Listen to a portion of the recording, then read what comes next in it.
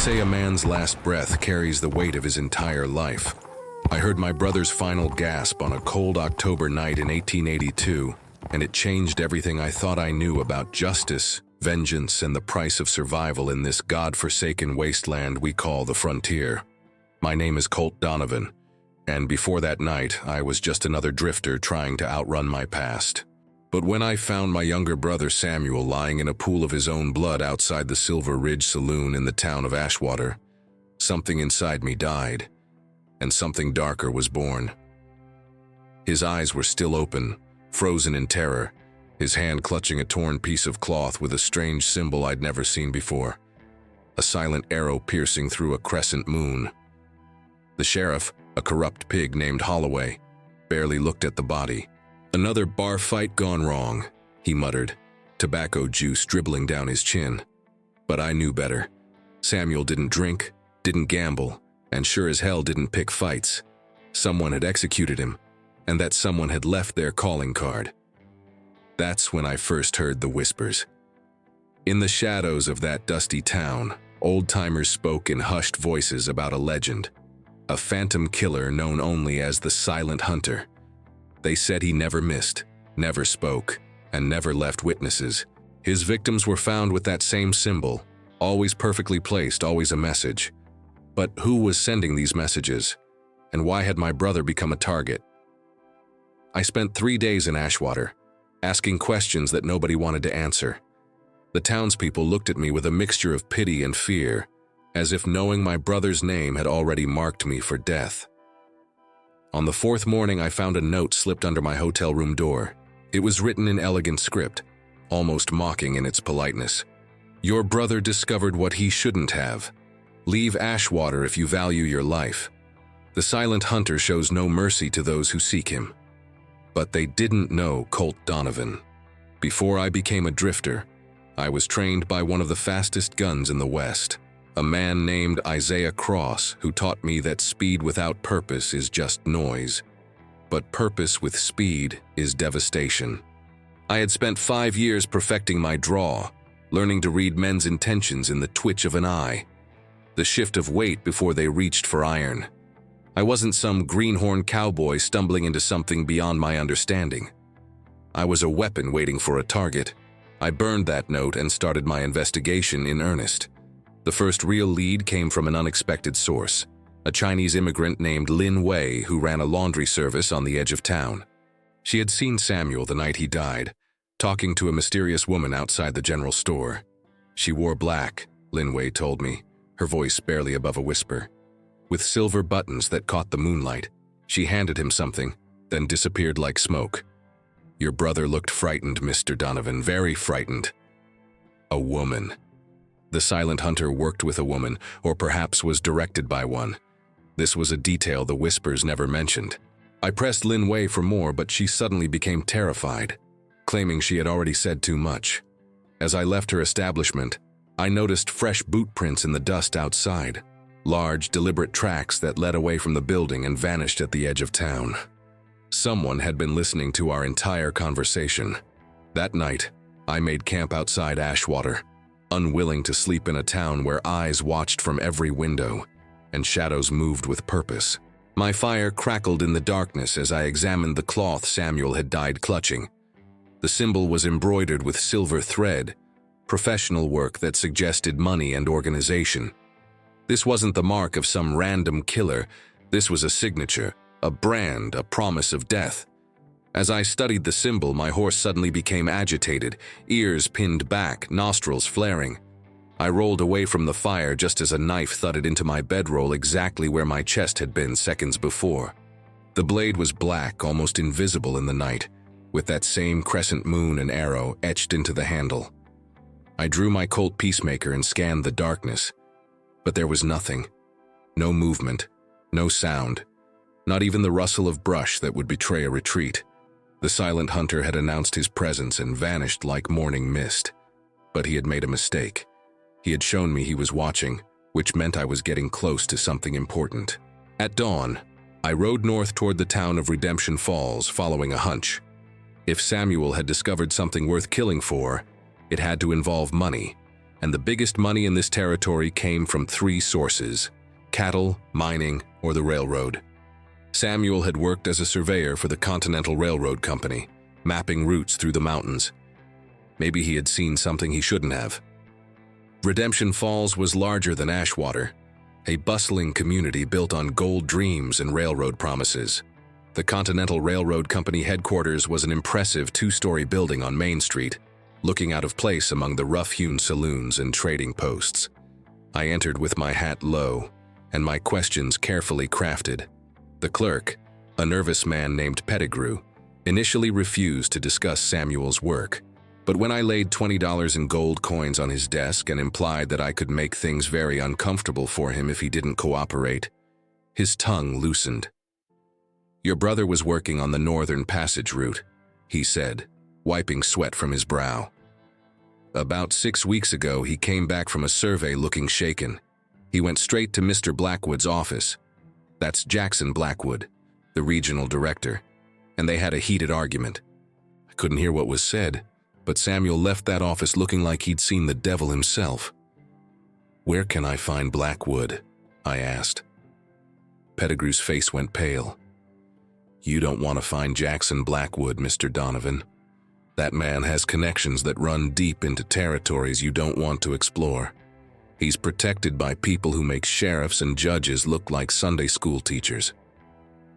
"I didn't ask if I should find him," I said coldly. "I asked where." The clerk scribbled an address on a piece of paper with shaking hands. "Blackwood has a ranch about 15 miles east of here, a place called the Crescent Moon Ranch. But I'm warning you, Mr. Donovan, people who go looking for Jackson Blackwood often don't come back. The Crescent Moon Ranch. The same symbol Samuel had died clutching. The pieces were starting to form a picture, and it was uglier than I had imagined. This wasn't just about my brother's death. He had stumbled onto something that threatened powerful people, and they had sent their silent killer to erase the problem. I spent 2 days watching the Crescent Moon Ranch from a ridge overlooking the property. It was an impressive spread, with a main house that looked more like a fortress than a home, surrounded by bunkhouses, corrals, and armed men who patrolled the perimeter with military precision. This wasn't a cattle operation. It was a stronghold. Jackson Blackwood himself appeared on the second day, a tall man in his 50s with silver hair and the bearing of someone accustomed to absolute authority. He wore expensive suits even in this rough country, and men jumped to obey his slightest gesture. But what caught my attention was the woman who rode beside him. She was dressed in black with silver buttons that caught the sunlight, exactly as Lin Wei had described. Her face was partially obscured by a wide-brimmed hat, but I could see enough to know she was beautiful in a dangerous way, the kind of beauty that men died for without ever understanding why. She carried herself with a confidence that suggested she was far more than decorative, and when Blackwood spoke to her, there was a deference in his posture that told me she might be the real power here. As I watched through my spyglass, I saw something that made my blood run cold. A man was brought out of one of the bunkhouses, his hands bound, his face bruised and swollen. He was forced to his knees in the center of the yard while Blackwood and the woman in black watched from the porch. The woman nodded slightly, and a figure I hadn't noticed before stepped out from the shadow of the main house. He was tall and lean, dressed entirely in dark leather, with a face that seemed somehow blurred even in broad daylight. He moved with an unnatural grace like smoke given human form. In his hands, he carried a compound bow, an unusual weapon for the West, but devastatingly effective in the right hands. Without ceremony, without even drawing the bow fully back, he released an arrow that struck the kneeling man in the heart with such precision that the victim barely had time to gasp before he collapsed. The Silent Hunter. I had found him, but I had also found something more disturbing. This wasn't just a hired killer working alone. This was an organization, a network of power and violence that used the Silent Hunter as their primary tool of enforcement.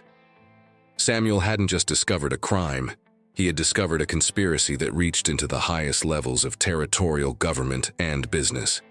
I retreated from the ridge as darkness fell, knowing I needed help. One man, no matter how fast with a gun, couldn't take on an entire organization. I needed allies, information, and a plan that wouldn't get me killed in the first 5 minutes. But where does a man turn when the law is corrupt and the powerful control everything? The answer came from an unexpected source. As I made camp that night, a figure emerged from the darkness, not threatening but cautious. It was a young woman, maybe 20 years old, dressed in practical riding clothes and carrying a Winchester rifle with the easy confidence of someone who knew how to use it. "You're Colt Donovan," she said. It wasn't a question. "And you are?" I kept my hand near my gun, not trusting anyone after what I'd seen. "My name is Sarah Blackwood," she said, and my eyes widened in surprise. "Yes, Jackson Blackwood is my father. And yes, I know what he's done. I know about the silent hunter, about the murders, about everything. And I'm here to help you bring him down." I didn't trust Sarah Blackwood, not at first. In my experience, family loyalty runs deeper than moral conviction. And the daughter of a man like Jackson Blackwood showing up at my camp felt like a trap wrapped in pretty lies. But she sat by my fire anyway, her Winchester across her lap, and started talking. "My father wasn't always a monster," she began, staring into the flames.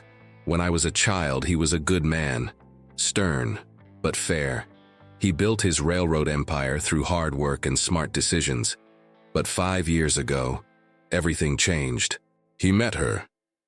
"The woman in black," I said. Sarah nodded. "Her name is Morgana Ashcroft, though I doubt that's her real name. She arrived in Redemption Falls as a representative of Eastern investors interested in the railroad expansion. Within months, she had wrapped my father around her finger. But it wasn't romance, Mr. Donovan. It was something darker. She showed him how to cut costs, how to eliminate competition, how to buy judges and lawmen. She brought the silent hunter with her." "Who is he?" I asked. "This silent hunter?" Sarah's face darkened. "Nobody knows his real name. Morgana calls him Silas. He never speaks, never shows emotion. Some say he's a native warrior she found and corrupted. Others claim he's something less than human.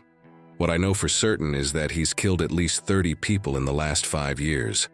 All of them obstacles to my father's expansion plans or people who discovered too much about their operations. And my brother Samuel. Your brother was a good man, Mr. Donovan. He was one of the few surveyors who actually cared about doing his job honestly. About 2 months ago, he was surveying the northern passage route through the Blackstone Mountains. He discovered something in those mountains that terrified him, something that would destroy my father's entire railroad plan if it became public knowledge. What did he find? I leaned forward, my heart pounding. Sarah pulled a folded map from inside her jacket and spread it on the ground between us. The northern route that my father wants to build, the one that would make him millions and open up the entire northern territory, passes directly through land that's protected by federal treaty. It's sacred ground belonging to the Shoshone Nation. Building there would violate treaties, spark a war, and expose everyone involved to federal prosecution. I studied the map, understanding dawning on me. So Samuel discovered the route was illegal, and they killed him to keep it quiet. Not just illegal, Mr. Donovan, it's treason. My father and Morgana have been bribing federal officials to look the other way. They've falsified survey documents, murdered witnesses, and intimidated entire communities. Your brother was going to take his evidence to the federal marshal in Denver. They killed him 3 days before he planned to leave. The weight of what Sarah was telling me settled over my shoulders like a stone. This wasn't just about avenging my brother. It was about stopping a conspiracy that would destroy innocent people and potentially start a war.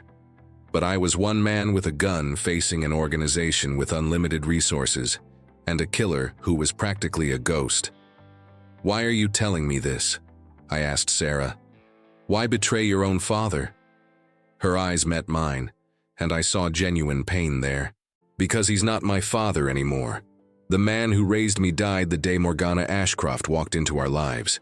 What's left is a hollow thing that wears his face. And because..." She hesitated, then continued, "Because my younger sister Emily tried to stop them. She threatened to go to the authorities. They found her body in the river 3 weeks ago. My father called it an accident. But I saw the symbol, the crescent moon and arrow, carved into the tree where she was found. Now I understood. Sarah wasn't just looking for justice, she was looking for vengeance, same as me. We were both wounded souls trying to strike back at people who had taken everything from us. Sometimes the most dangerous alliances are born from shared grief. "What do you propose?" I asked. Sarah's jaw tightened with determination. "We need evidence that will hold up in a federal court, and we need to survive long enough to deliver it. Your brother had documents, survey maps, correspondence, financial records that prove everything. But they're hidden somewhere, and I don't know where. If we can find those documents and get them to the federal marshal in Denver, we can bring down my father, Morgana, and the entire operation. And the silent hunter? He'll come for us the moment we start digging," Sarah said grimly. "Silas is Morgana's bloodhound. Once he has your scent, he never stops. We'll have to be smarter and faster than anyone he's hunted before." I looked at this young woman, who had lost her sister and was now willing to risk everything to expose her father's crimes. In another life, under different circumstances, I might have admired her courage. But right now, I just needed her to be useful and not get both of us killed. "All right," I said. "Where do we start?" According to Sarah, my brother Samuel had a contact in Redemption Falls, a newspaper editor named Thomas Garrett, who had been quietly investigating the railroad corruption for months. If Samuel had hidden evidence anywhere, it would likely be with someone he trusted, and Garrett was the obvious choice. We rode into Redemption Falls separately the next morning, Sarah entering from the east as a dutiful daughter returning home, while I came in from the west as a drifter looking for work. The Redemption Falls Gazette office was a modest building squeezed between a hardware store and a barber shop, its windows dusty, and its sign faded from years of harsh sun. Thomas Garrett was a thin man in his 40s, with ink-stained fingers and the wary eyes of someone who had learned that truth-telling in this territory could be fatal. When I mentioned Samuel's name, his face went pale, and he immediately ushered me into a back room cluttered with old newspapers and printing equipment. "You're his brother," he said, not asking. "I can see the resemblance. I'm sorry for your loss, Mr. Donovan. Samuel was a brave man. He left something with you," I said directly. "Evidence against the railroad company in Jackson Blackwood." Garrett hesitated, then nodded slowly. "He did, but I need to know. What do you plan to do with it? Because publishing this information got Samuel killed, and it'll likely get you killed too." "I plan to take it to the federal marshal in Denver," I said, "along with testimony from someone on the inside who can verify everything." The editor's eyes widened. "You have an inside source?" Before I could answer, the front door of the newspaper office opened, and Sarah Blackwood walked in. Garrett's face went from pale to white as a sheet. "Miss Blackwood, Save it, Mr. Garrett," Sarah said calmly. "I know you've been investigating my father. I know you've been corresponding with federal authorities, and I know you're terrified, but I'm here to help, not hurt you." It took 20 minutes of careful explanation before Garrett believed we were genuine allies rather than elaborate traps. Finally, convinced of our sincerity, he led us to a false panel in the back room's floor. Hidden beneath the floorboards was a leather satchel containing everything Samuel had collected. Detailed survey maps showing the true route through protected territory, copies of correspondence between Blackwood and federal officials discussing bribes, financial ledgers proving money laundering, and most damning of all, a journal where Samuel had meticulously documented everything he had witnessed. As I leafed through the journal, my brother's handwriting blurring occasionally where his hand had clearly shaken with fear, I felt a fresh wave of rage. Samuel had known he was in danger. He had written about being followed, about threats, about the woman in black who had approached him and tried to buy his silence. His final entry, dated the day before his death, simply read, "If something happens to me, trust no one in Ashwater or Redemption Falls except Thomas Garrett. The corruption runs deeper than anyone suspects." May God forgive them because I cannot. This is enough, I said, carefully placing the documents back in the satchel. This will bring down the entire operation. If you can get it to Denver, Garrett said grimly. That's 300 miles of territory where Blackwood's influence reaches. The moment you leave town with that satchel, the Silent Hunter will be on your trail. Then we leave tonight, Sarah said. We travel fast, avoid the main roads, and pray we're faster than Silas. But fate, as I've learned, has a cruel sense of timing. As we prepared to leave the newspaper office, a young boy burst through the door, breathless and terrified. Mr. Garrett, there's men coming, lots of them, heading this way. They got guns and they're asking about strangers in town. I looked at Sarah, and we both knew. Somehow, despite our caution, we had been discovered. Morgana Ashcroft's network of informants had spotted us, and now Jackson Blackwood's enforcers were coming to clean up the problem. We had minutes, maybe seconds, before this quiet newspaper office became a death trap. Is there a back way out?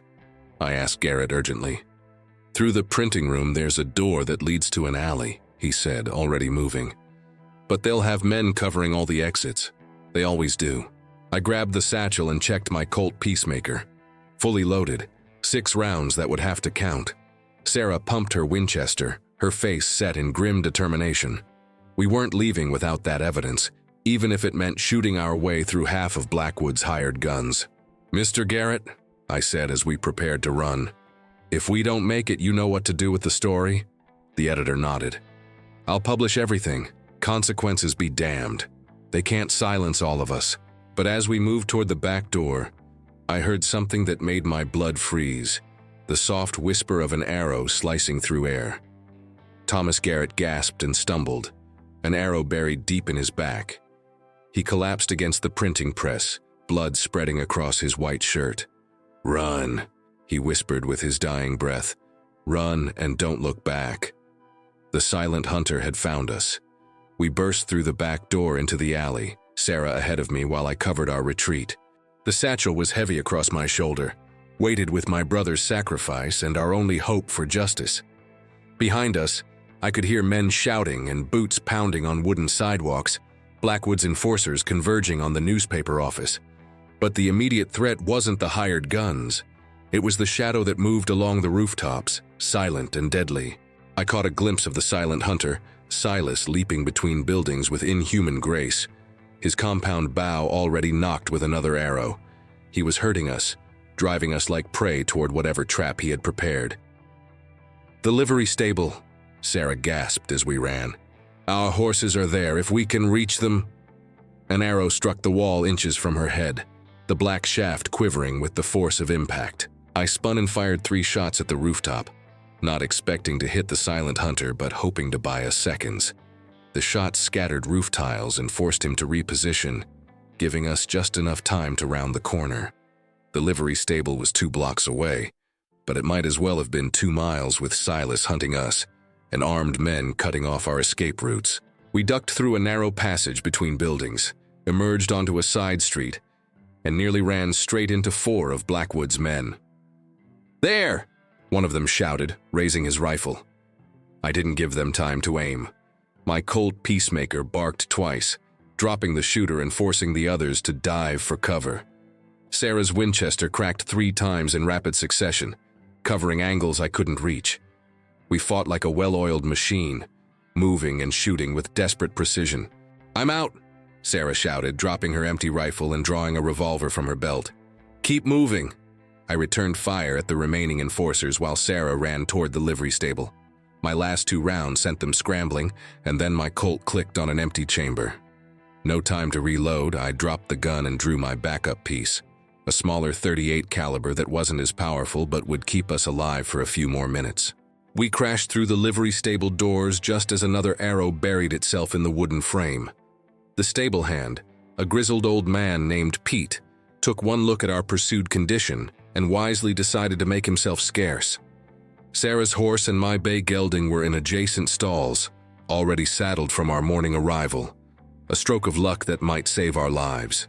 Get the horses out the back, I shouted to Sarah while I kicked over barrels and scattered hay bales, creating obstacles for our pursuers. Through the stable's front door, I could see Blackwood's men regrouping, at least a dozen of them now, with more arriving every minute. But the real danger dropped through the stable's roof hatch like a nightmare given flesh. Silas landed in a crouch, his dark leathers barely making a sound, his bow drawn and aimed at my heart. Up close, I could finally see his face, or rather, the mask he wore, a leather covering that concealed everything except his eyes.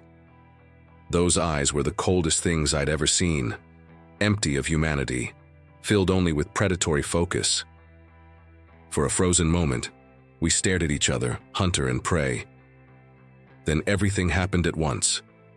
I dove behind a water trough as his arrow split the air where I'd been standing. My .38 fired twice, forcing him to roll behind a support beam. Sarah came back through the rear door, her revolver blazing, covering my retreat. Silas moved like liquid shadow, arrows flying from angles that should have been impossible, each shot placed with mechanical precision. "Go!" I shouted at Sarah, but she was already mounting her horse and leading my gelding toward me. An arrow grazed my shoulder, drawing blood but not stopping me. I grabbed my horse's reins, threw myself into the saddle, and we exploded out the stable's rear exit into the chaos of Redemption Falls' back streets. Behind us, I could hear Silas's pursuit, not running like a normal man, but moving with that eerie grace that made him seem more spirit than flesh. Blackwood's enforcers were closing in from multiple directions, and we were riding into unknown territory with a satchel that marked us for death. "The canyon road!" Sarah shouted over the thunder of hooves. "It's risky, but it's our only chance to lose them." The canyon road was a treacherous path that wound through the Blackstone Mountains, narrow and deadly even in daylight. In the fading afternoon light with killers on our trail, it would be suicide. But staying in Redemption Falls would be certain death. Sometimes the only choice is between different flavors of dying. We rode hard toward the outskirts of town, bullets kicking up dust around our horses' hooves. I risked a glance back and saw Silas commandeering a horse from one of the enforcers, his movements fluid and terrifying. He was coming, relentless as death itself, and I knew with absolute certainty that he would never stop until we were dead or he was. The canyon road rose before us, a narrow slash in the red rock that seemed to swallow the dying sunlight. Sarah plunged into it without hesitation, and I followed, the satchel bouncing against my back like a target. Behind us, the sounds of pursuit echoed off the canyon walls, amplified and distorted until it seemed like we were being hunted by an army of ghosts. This was where the real race would begin, through treacherous mountain passes, across hostile territory, with the silent hunter on our trail, and 300 miles standing between us and salvation. The sun was setting, painting the canyon walls in shades of blood, and I couldn't help but wonder if we'd live to see another dawn. The Blackstone Canyon lived up to its reputation as we pushed our horses through the narrowing passage. The walls rose hundreds of feet on either side, blocking out the last rays of sunlight and plunging us into premature twilight. The trail twisted and turned, sometimes widening to 20 feet. Other times narrowing so much we had to ride single file with our stirrups nearly scraping the rock walls. "Keep moving," Sarah called back to me, her voice echoing strangely in the confined space. "There's a wider section about 2 miles in where we can rest the horses, but if they catch us in these narrows..." She didn't need to finish the thought. In tight quarters like this, Silas could pick us off like fish in a barrel. His bow would be more effective than guns in this environment, silent, deadly, and perfectly suited for the precision shots that were his signature. My shoulder throbbed where his arrow had grazed me, blood soaking through my shirt but not enough to slow me down.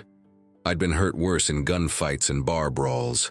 Pain was just information, and right now, that information was telling me to stay in the saddle and keep moving. Behind us, I could hear the echoes of pursuit getting closer. Blackwood's men were pushing hard, probably hoping to catch us before full darkness fell. But night was our ally now, or so I hoped. The silent hunter might be deadly, but even he couldn't shoot what he couldn't see. Then I heard something that made my gut clench with fear, a soft whistling sound above the noise of hoofbeats. I looked up just in time to see Silas appear on the canyon rim, high above us, silhouetted against the darkening sky. How had he gotten up there so fast? Had he taken a different route, a shortcut we didn't know about? "Sarah, up top!" I shouted. She looked up just as an arrow streaked down toward us. The shot was impossible. At least 100 feet vertical drop, accounting for wind and the moving target. Yet the arrow struck her horse's saddlebags, narrowly missing Sarah herself. She managed to control her panicking mount, but the message was clear. Silas could hit us whenever he wanted. He was toying with us, driving us deeper into the canyon where his advantages would multiply. "There!" Sarah pointed ahead to where the canyon opened into a wider bowl, maybe 50 yards across, with several smaller passages branching off in different directions. "We split up. It's the only way to confuse them." "Bad idea," I called back. "Together we have a chance.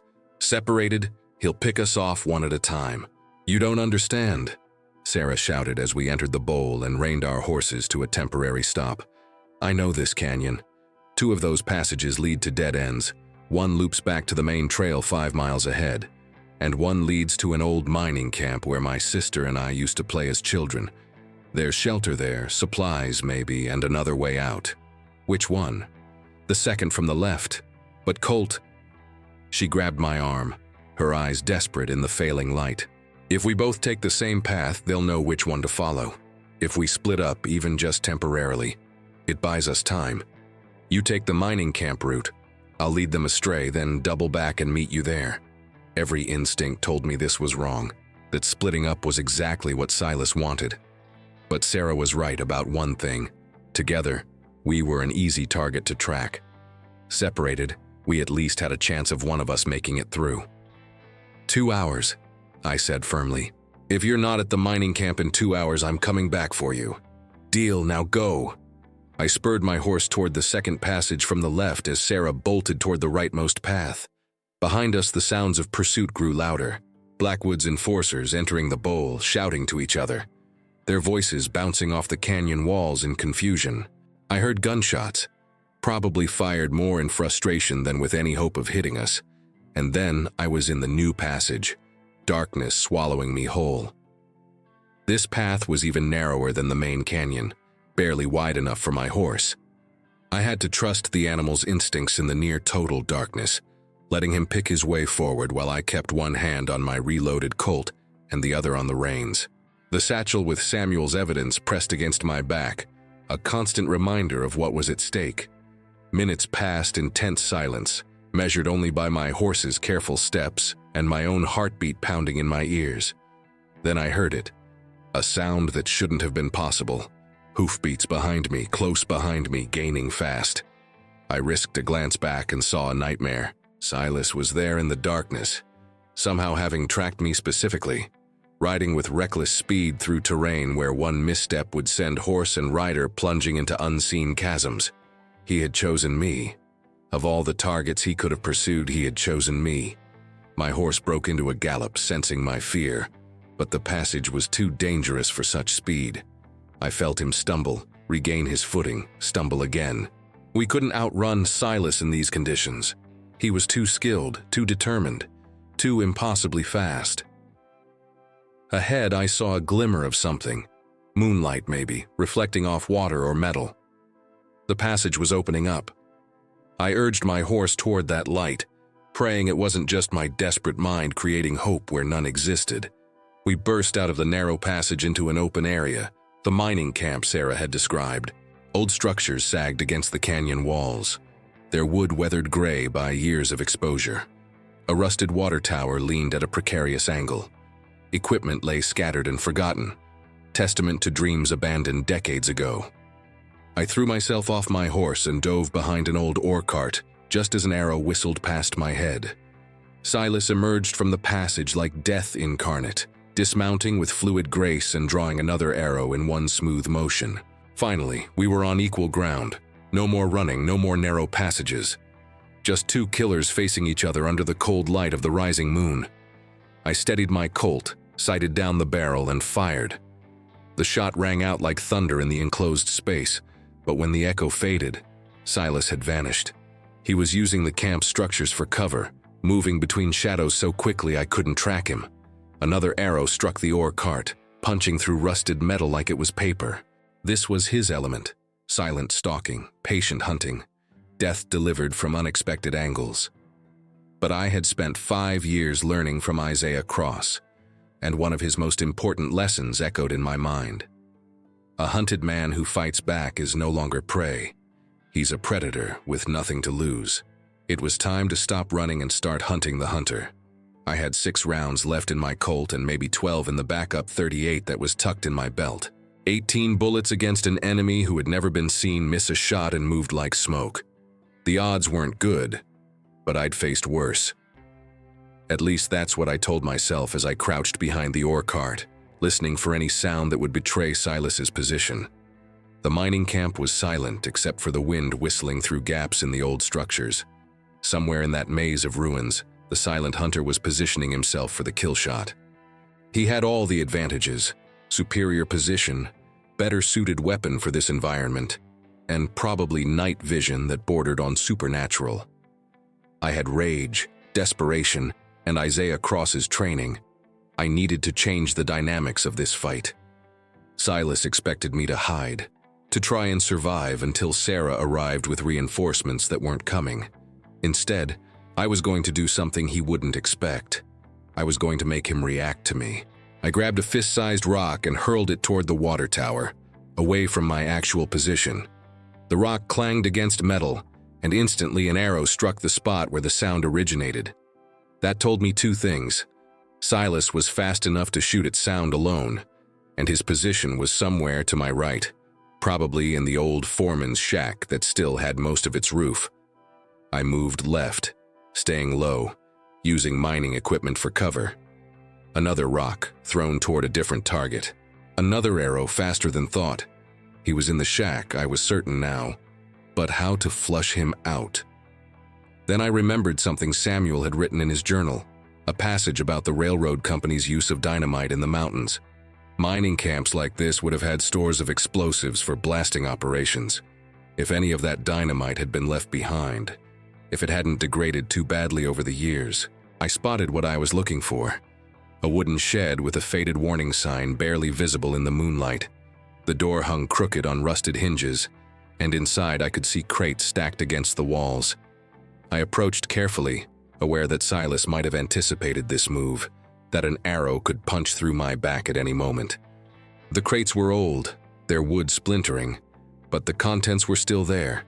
Sticks of dynamite wrapped in wax paper, their nitroglycerin cores hopefully still stable. Hopefully. Using old dynamite was like playing Russian roulette with explosives. It might work perfectly, or it might blow up in your hands. I grabbed 3 sticks and found a coil of fuse wire. My hands worked automatically, tying the dynamite together while my mind calculated distances and timing. 1 stick I saved separate. That one would be my distraction. The other 3 would be my answer to the silent hunter's impossible skill. I lit the single stick with a match, let the fuse burn for a count of 3, then hurled it toward the foreman's shack. The explosion was spectacular, wood and metal erupting in a blast of fire and noise that lit up the entire mining camp like daylight. I didn't wait to see the result. I was already running toward a different position, the 3-stick bundle lit and ready. An arrow buried itself in the ground where I'd been standing a second before, so Silas had survived the explosion and tracked my movement even in the chaos. But that meant he had to reveal his position, and now I saw him, emerging from a different building entirely, not the shack at all. He'd anticipated my assumption and used the explosion as cover to relocate, but I'd anticipated his anticipation. The 3-stick bundle left my hand in a perfect arc, landing directly in his path. Silas saw it, recognized the danger, and made the first truly human movement I'd seen from him. He dove for cover. The explosion was massive, far bigger than I'd expected. The old building where Silas had taken cover disintegrated in a ball of fire and flying debris. The concussion wave knocked me off my feet, and for a moment I lay there stunned, ears ringing, wondering if I'd just killed myself along with my target. Then I saw movement in the settling dust. Silas emerged from the rubble, his leather clothing torn, his mask cracked, blood streaming from multiple cuts. But he was alive, and more terrifying than ever. because now he was angry. I had hurt him, humiliated him, forced him to react instead of acting. Whatever cold calculation had guided his movements before was gone, replaced by something more dangerous, the fury of a perfect predator wounded by its prey. He drew an arrow, nocked it, and this time when he aimed, there was no subtlety, no playing with his target. This arrow was meant to end the hunt. I raised my Colt, knowing I had maybe half a second before that arrow flew, knowing that at this range I couldn't miss, but neither could he. The shot that saved my life came from a different direction entirely. Sarah Blackwood's rifle cracked from somewhere above the camp, her bullet striking Silas's bow and splintering it into pieces. He rolled away with that inhuman grace, disappearing into the darkness before either of us could fire again. "Colt!" Sarah called down from the canyon rim. "Move! There's a path to your left. Follow it. More of Blackwood's men are coming." I didn't argue. I grabbed the satchel, caught my horse, and followed Sarah's directions. The path led upward, switchbacking along the canyon wall, every step taking us higher and farther from the mining camp that had almost become my grave. Sarah appeared on the path ahead of me, her horse lathered with sweat, her face pale but determined. "That was insane," she said as we climbed together. "That was survival," I corrected. "Did you kill him? Silas?" "No. Wounded him maybe, but not killed. He's still out there."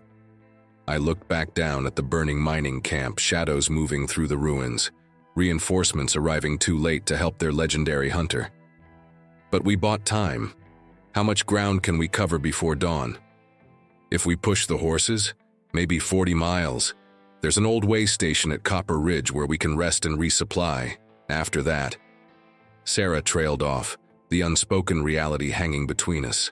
After that, we still had over 200 miles to Denver, and the silent hunter had proven he was nearly impossible to kill.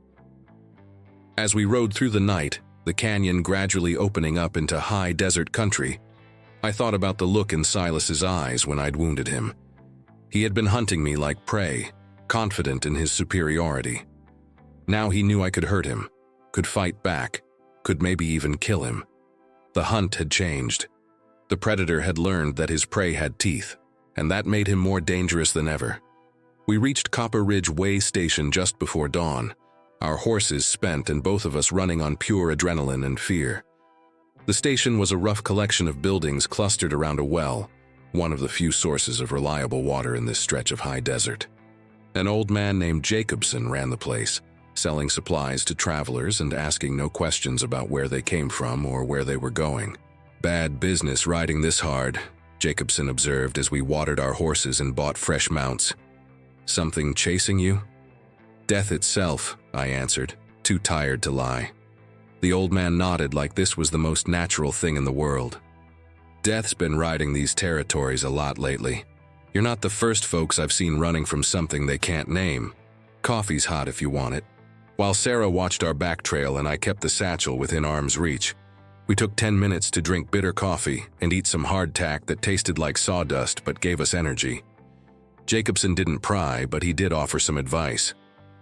"There's a shortcut through the Rattlesnake Flats," he said, sketching a rough map in the dust. "Saves maybe 50 miles, but it's Apache territory.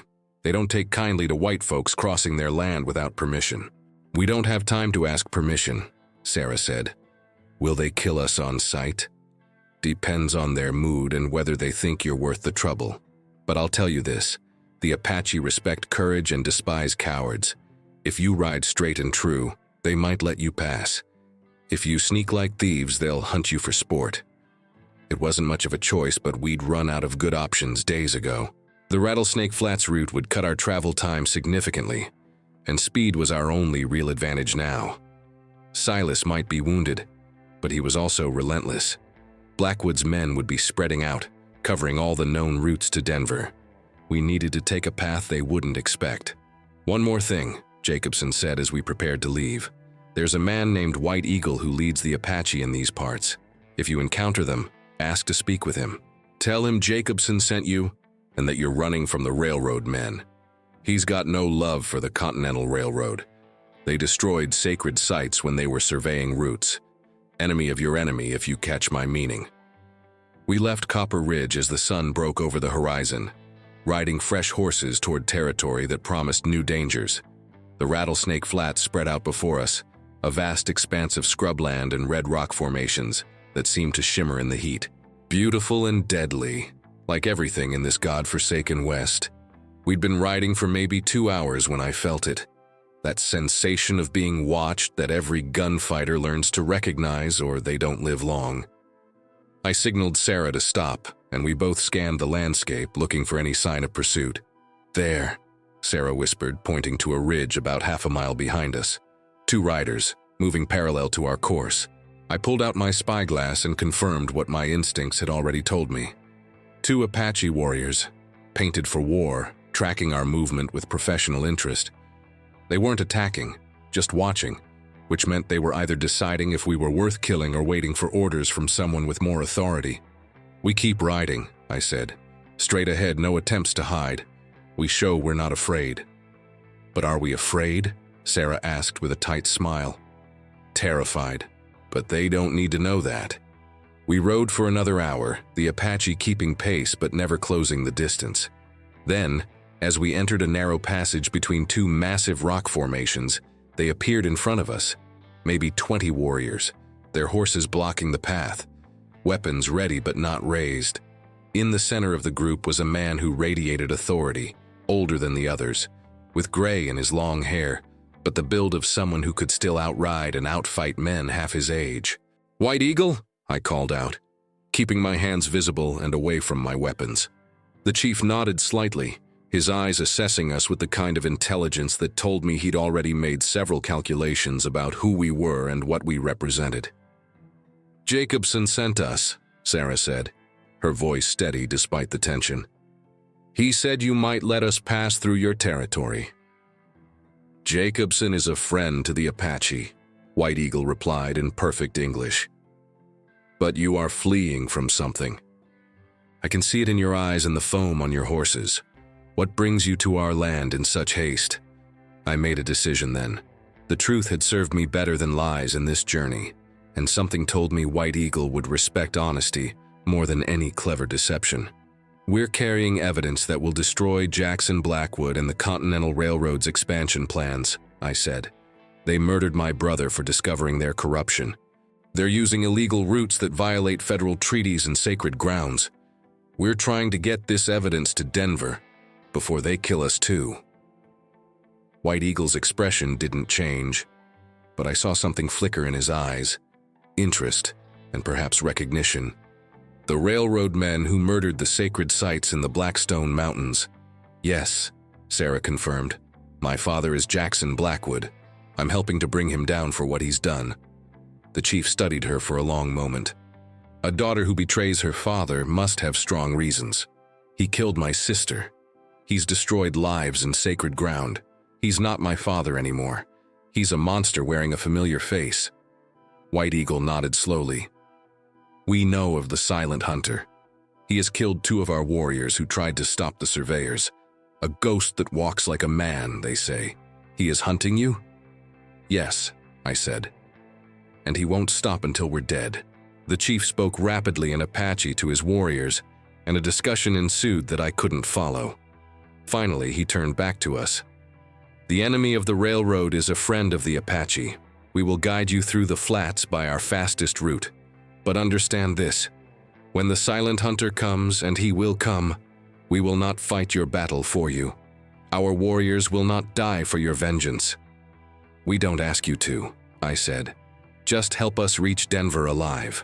What followed was the fastest, most grueling ride of my life. The Apache guides led us through passages I never would have found, across terrain that seemed impossible to traverse. They knew every water source, every shortcut, every hidden trail.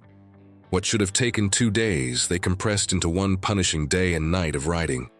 As we rode, I learned that White Eagle had lost his own son to the railroad's expansion, a young warrior who had tried to peacefully protest the destruction of sacred sites and had been shot by Blackwood's security forces.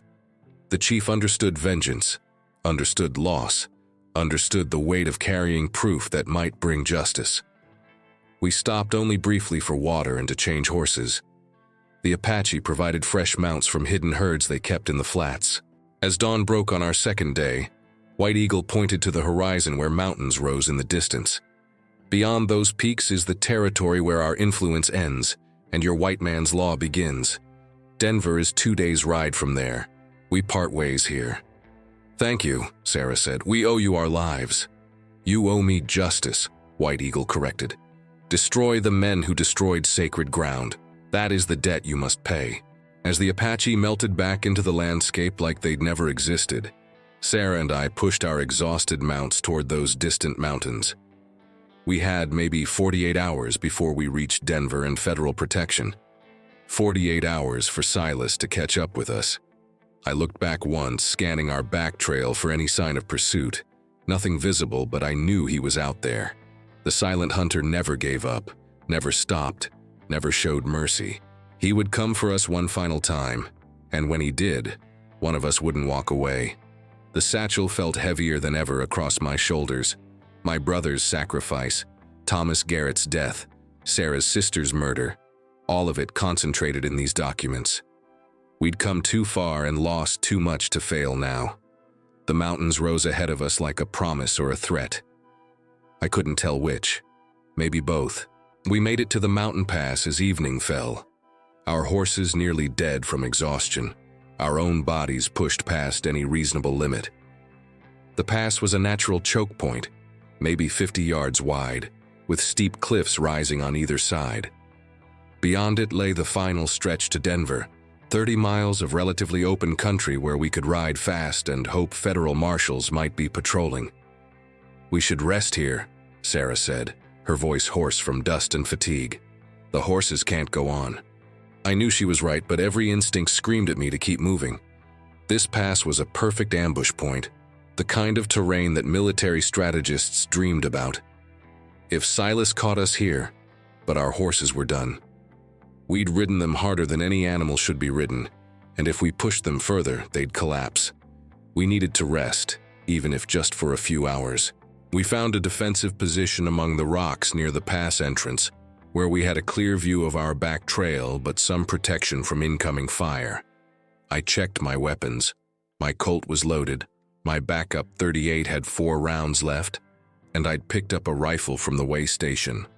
Not much against the silent hunter, but it would have to do. He's out there, isn't he? Sarah asked, scanning the darkening landscape. You can feel it too. I nodded. He's been following us since the mining camp. Probably got a fresh horse from Blackwood's men. Took routes we couldn't follow. He's just waiting for the right moment. How do we beat him, Colt? He's faster, more skilled, and he knows this territory better than we do. I thought about that question, turning it over in my mind like a puzzle. How do you beat someone who's better than you at everything? Isaiah Cross had taught me the answer years ago. You don't beat them at their game. You change the game. We don't fight him on his terms, I said slowly, an idea forming. Silas hunts like a ghost, silent from the shadows, using terrain and surprise. So we force him to fight like a man. We make him come to us in a way that eliminates his advantages. How? We make ourselves impossible to ignore. We light a signal fire that can be seen for miles. We make noise. We act like we're settling in for the night, confident and unconcerned. Everything in Silas's nature will tell him we're being foolish, making ourselves easy targets. His pride will force him to take the shot. And then we spring our trap. I know where he'll position himself. There's only one spot in this pass that gives him the angles he needs. We rig that position with what's left of the dynamite from the mining camp. When he takes his shot, we're not where he expects us to be, and we blow his position to hell. It was a desperate plan, full of holes and assumptions about how Silas thought. But it was the only plan we had. We spent the next hour setting up our trap. The remaining dynamite, 2 sticks, we placed in the rocks where I calculated Silas would need to position himself. I ran a tripwire using gear from my saddle, hidden in the darkness and designed to detonate when someone disturbed it. Then we built our signal fire big and bright, and set up bedrolls that looked like sleeping figures from a distance. Sarah and I hid 20 yards away in a rocky outcropping that gave us a view of both the fire and the presumed sniper position. We waited in absolute silence, weapons ready, every sense straining for any sign of the silent hunter's approach. An hour passed. Then 2. The fire burned low, and I began to wonder if Silas had seen through our trap, if he was circling around for a different approach, if… Movement. So subtle I almost missed it. A shadow detaching from other shadows, moving with that unnatural grace up the rocks toward the position I'd identified. He was there, exactly where I'd predicted. Even wounded, even cautious, Silas couldn't resist the perfect shot. I saw him draw his bow, saw him sight down the arrow toward our decoy bedrolls. This was the moment. This was where the silent hunter's legendary career would end. But something was wrong. He wasn't moving naturally. His stance was off. His draw wasn't smooth. And then I saw why. It wasn't Silas. It was one of Blackwood's regular men, dressed in Silas's clothing, using his bow. A decoy. A trap within our trap. "Sarah, move!" I started to shout, but I was too late. The real Silas rose from a position 10 feet from where we were hiding, having circled completely around our careful plans. His bow was drawn, the arrow aimed at Sarah's back. I couldn't shoot without hitting her, couldn't move fast enough to stop him. Time stretched and crystallized, and I saw with perfect clarity how this story was going to end. But Sarah Blackwood was her father's daughter, cunning running in her blood alongside courage. She had anticipated the double cross just as Silas had anticipated our trap. She spun and fired in one motion, her revolver barking twice. Neither shot hit Silas. He was too fast, rolling aside.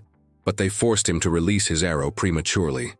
The arrow meant for Sarah's heart struck her left shoulder instead, punching through flesh but missing anything vital. She cried out but didn't fall, using her momentum to throw herself behind cover. Now it was just me and Silas, finally facing each other with nothing between us but 30 feet of rocky ground and a lifetime of violence. His bow was still in his hands, another arrow already nocked. My Colt was drawn, hammer cocked, barrel steady. "Silas," I said, my voice carrying in the night air. "We can end this.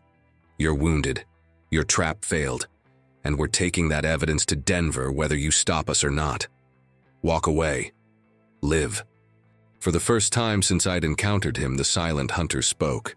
His voice was rough, unused, barely above a whisper, but it carried the weight of absolute certainty. "Can't walk away. Never walked away. You die here." "Then I guess we both die," I said and fired. What happened next I still don't fully understand. My shot was true, I know it was, aimed center mass, impossible to miss at this range. But Silas moved impossibly fast, the bullet grazing his side instead of punching through his heart. His arrow flew at the same instant, and I felt it crease my ribs, drawing blood but not dropping me. We both rolled, took new positions, fired and released again. My second shot shattered his bow, and his arrow struck the rock beside my head hard enough to spray chips that cut my face. Now we were both wounded, both weaponless except for backup pieces and knives. Silas drew a blade from his boot, black as his arrows, probably just as deadly. I pulled my backup .38, but my hand was slick with blood and the grip felt uncertain. We circled each other like wolves, looking for an opening, for any advantage. "Why?" I asked him. "Why do this? You're just a tool for monsters. Die for your own cause, not Blackwood's profits." Silas's eyes behind his cracked mask showed something I hadn't seen before. Pain, not physical but something deeper. "No cause. Just what I am. Hunter, killer, nothing else left." "Then I'm sorry for you," I said honestly. "Because my brother had a cause. All the people you've killed had causes, had lives, had meaning beyond violence. You're just empty." He lunged then, that blade seeking my throat with terrible precision.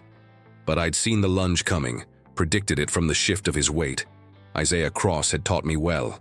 I sidestepped, let his momentum carry him past me, and fired the .38 point blank into his back.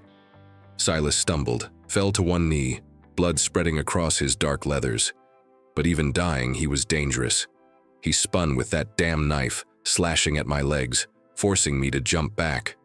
The movement tore open my rib wound, and I gasped with pain. We were both done, both dying by inches, but only one of us needed to survive. I raised my D8 for the final shot, saw Silas trying to throw his knife in a last desperate attack, and Sarah's rifle cracked from her position, despite her wounded shoulder. Her bullet took Silas in the chest, punching through whatever dark heart pumped blood through his veins. He looked surprised for just a moment, those empty eyes finally showing human emotion. Then he fell backward, landing on the rocks with a sound like breaking pottery. The silent hunter was dead. I limped to Sarah's position, both of us bleeding and exhausted. She'd used her last bit of strength for that shot, and now she sagged against the rocks, her face pale with blood loss. "We did it," she whispered. "We actually did it." "Not done yet," I said, binding her wound as best I could with strips from my shirt. "Still got to get to Denver. Still got to deliver this evidence. Can we even make it? We're both shot to pieces." I looked at the satchel, still intact, still containing everything Samuel had died to protect. Then I looked at Sarah, whose courage had saved my life more than once on this journey. Finally, I looked at Silas's body, the legendary silent hunter reduced to just another corpse on the frontier. "We make it," I said with certainty. "We've come too far to fail now." We rode through the night, holding each other upright in our saddles, our horses carrying us through sheer stubbornness. As dawn broke over the mountains, we saw it. Denver in the distance, civilization and law and justice within reach. The federal marshal's office received us like we were ghosts, and maybe we were, ghosts of people who died somewhere on that long trail and been reborn as something harder. We laid the satchel on the marshal's desk, told our story, and watched as the evidence Samuel had compiled brought down an empire. Jackson Blackwood was arrested within days. Morgana Ashcroft fled east but was caught in St. Louis and extradited back for trial. The Continental Railroad's illegal expansion was shut down, and treaties with the Apache were honored. Thomas Garrett's newspaper partner published the full story, and it became a sensation across the territories. Sarah recovered from her wound and used her inheritance, what wasn't seized by federal prosecutors, to start a foundation helping victims of corporate violence. She never spoke to her father again, even when he tried to write to her from prison. As for me, I took my share of the reward money and bought a small ranch in Montana, far from railroads and revenge and ghosts that hunted in silence. Sometimes I stand on my porch at sunset and think about Samuel, about all the people who died on that journey, about the price we paid for justice. The scars on my ribs ache when it rains, reminding me that some wounds never fully heal. But I sleep well at night, knowing that my brother's sacrifice meant something, that evil was punished, and that sometimes, just sometimes, the good guys win. They still tell stories about the silent hunter in saloons and around campfires, but they also tell stories about the gunslinger who faced him and lived, about a woman who betrayed her father to do what was right, about how justice, no matter how hard the trail, is worth fighting for. My name is Colt Donovan. I was the gunslinger who faced the silent hunter. And this is my story. Thank you for watching. If you enjoyed this Western tale of revenge and redemption, please subscribe to our channel and share this video with fellow fans of Old West stories. Hit that notification bell so you don't miss our next adventure. Drop a comment below telling us what you thought of Colt's journey. We love hearing from you. Until next time, ride safe and shoot straight.